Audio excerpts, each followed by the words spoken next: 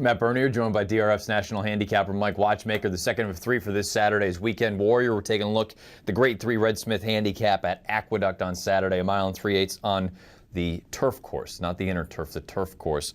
You got a field of 12 signed on in here, and Mike, it's going to be a chilly one out there, Ozone Park. I believe the high is supposed to be 40 degrees, so we know turf racing here in New York is coming to an end, but this is a pretty interesting race where you've got big names and you've got some short prices that you might be able to poke some holes in.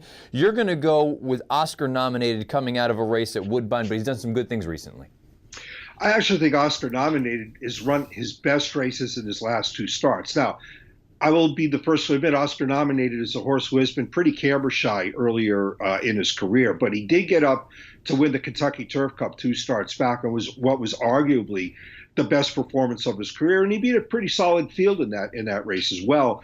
And then last time out, he went for the big money in the Canadian International. Now, as we know, the Canadian International was run on a very deep turf course, a turf course that Bullard's Alley absolutely relished, and Bullard's Alley freaked in a big way on that turf course that day. Won by the length of the stretch and just got a gigantic buyer figure.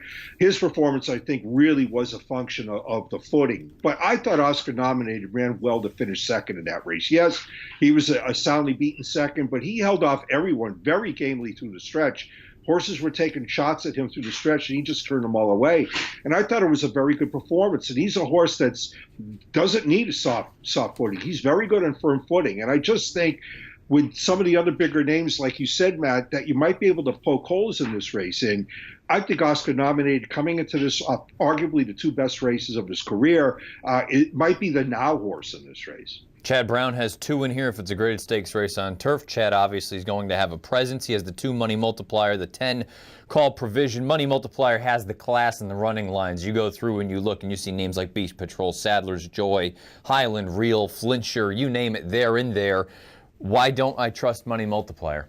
I'm with you, man. I don't trust him either, and I know why I don't trust him, because he ran poorly in the Joe Hirsch Turf Classic last time out. I mean, I can't endorse a horse that gave it up as readily and meekly as he did in the Joe Hirsch. Now, 2 starts back, if he runs his race in the Sword Dancer, he'll win this race. I mean, he was only beaten a half length in the Grade 1 Sword Dancer, although much to my chagrin, when he had every chance to take the lead mid-stretch, he hung like a chandelier and allowed Sadler's Joy to come and catch him in the late stages. But if he runs that race, everyone else in here is running second. But I just can't endorse a horse coming off a performance like Money Multiplier turned in. And I put performance in air quotes because that was a much of an effort last time out in the Joe Hirsch.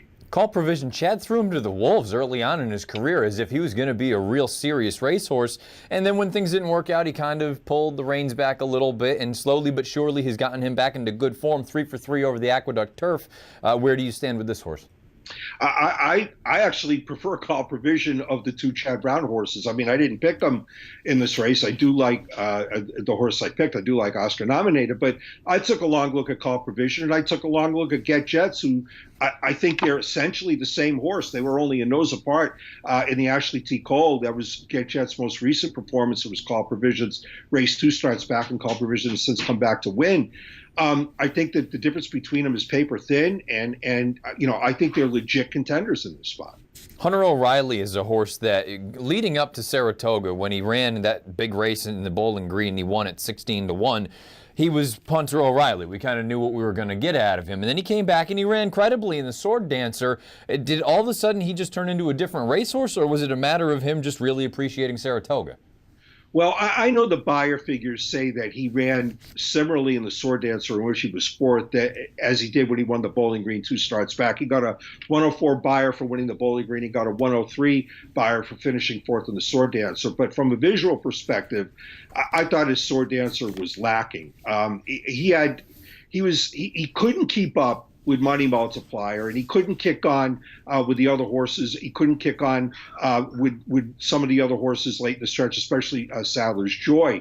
And he was basically, I thought, a clunk along fourth. I mean, the comment is right. He was outkicked in that race. And I thought it was a step backward from his very surprising Bowling Green.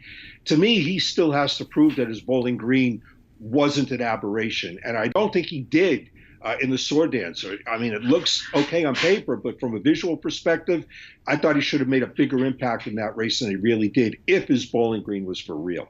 Is this race as simple as Oscar nominated for you and everyone else, or is there anybody else that you're looking to use? Well, I think you really, when you're talking about some of the other horses in this race, but I'm mainly, I like Oscar nominated. I'm mainly against Money Multiplier and Hunter O'Reilly, who I think will probably be the first two favorites in this race. And I would definitely use the two New York breds, Get Jets and Call Provision, because, hey, New York breds win everything these days. Race 8 at Aqueduct Saturday afternoon, the Grade 3 Red Smith Handicap, mile and 3/8 on the turf. Mike is going to go with Mike Maker and Jose Ortiz as the number 5 Oscar nominated. We're going to take a break. When we come back, the third and final race for this Saturday's Weekend Warrior, we go back down to Laurel Park for the Richard Small.